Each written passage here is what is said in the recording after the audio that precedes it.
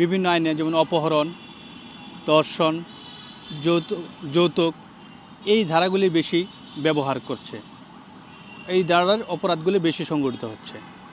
এর পেছনে আমার অভিজ্ঞতা থেকে আমি যেটা দেখতে পাই, মামলাগুলি পর্যালোচনা করে এর বেশিরভাগ মামলাগুলি সোশ্যাল মিডিয়ার মাধ্যমে যে সম্পর্কের মাধ্যমে যে বিবাহগুলো হয়, সেই বিবাহগুলোর কারণেই আজকে প্রতিদিন ঢাকা শহরে গড়ে একটি জরিপে দেখা গেছে 40 থেকে 45টি ডিভোর্স প্রতিদিন ঢাকা শহরে হয়। এর পিছনে আমি মনে করি এর একটি কারণ, সেটি হচ্ছে যে বর্তমানে যে সামাজিক স্ট্যাটাস যে একটা নিয়ম আছে দেনমোহর ধার্য করার, যে সামাজিক স্ট্যাটাস অনুযায়ী দেনমোহরটা ধার্য করতে হবে। কিন্তু আজকে দেখা গেছে সোশ্যাল মিডিয়ার মাধ্যমে এবং বিভিন্নভাবে প্রতারণার মাধ্যমে তাদের ছেলেদেরকে প্রতারণার ফাঁদে ফেলে বিভিন্ন সময় তারা যে ছেলের স্ট্যাটাস থাকে 3 লক্ষ টাকা দেনমোহর ধার্য করার, সেই দেনমোহরটা আজকে দাঁড়িয়ে যায় 20 থেকে 30 লক্ষ, ইভেন কি 50 লক্ষ টাকা পর্যন্ত দেনমোহর ধার্য করে। যার ফলে দেখা গেছে যে এই সংসারগুলি টিকে না, কারণ এর পিছনে একটা শক্ত অবস্থান থাকে, যে অবস্থানটা হলো ওই যে দেনমোহর। এই দেনমোহর সবচাইতে একটা শক্তিশালী ভূমিকা পালন করে ওই মেয়ের ক্ষেত্রে, কারণ তারা এক বা একাধিক ছেলের সাথে অ্যাট এ টাইমে, আমি এমনকি দেখছি অ্যাট এ টাইমে 4 থেকে 5টা ছেলের সাথে সম্পর্ক জড়িয়ে বিয়ে করেছে। একটার সাথে সম্পর্ক করে আরেকটা আড়াল রাখে। এইভাবে গোপনীয়তার সম্পর্কে একাধিক তারা বিবাহ বহির্ভূত সম্পর্ক করে যাচ্ছে, এবং যার ফলে সমাজে আজকে আমি মনে করি এটা একটা সবচাইতে ব্যাধিতে পরিণত হয়েছে।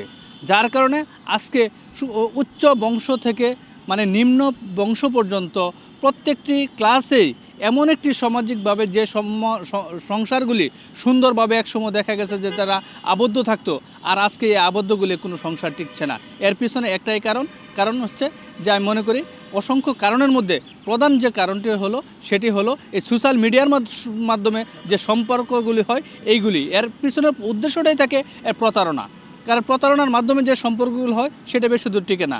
আর আরেকটি বিষয় লক্ষ্য করা গেছে ইদানিং ঢাকা শহরে যেসব বারগুলি রয়েছে, যেমন সীসা বার রয়েছে, বার রয়েছে, এইসব বারে সমাজের বিত্তমান লোক থেকে বিভিন্ন শ্রেণীর পেশাজীবী মানুষজন ওইখানে যায় একটু বিনোদনের জন্য। তারপর থেকে তারা একটু সুন্দরভাবে একটা ছবি, একটা স্ন্যাপ, একটা ভিডিও এইভাবে তারা নিয়ে তারা একটা সময় দেখেছে তাদেরকে প্রতারণার ফাঁদে টেপে ফেলে দেয়, যেটা শারীরিক সম্পর্ক জড়িয়ে যায়। শারীরিক সম্পর্ক জড়ানোর কারণে একটা হানি ট্র্যাপ যেটা বলে, সে একটা সমাজে কমন প্রচলিত, এই হানি ট্র্যাপে ফেলে তাদেরকে ধ্বংস করে দিচ্ছে। এইভাবে আমি মনে করি আজকে আমাদের সমাজটা দিনে দিনে ধ্বংসের দিকে যাচ্ছে।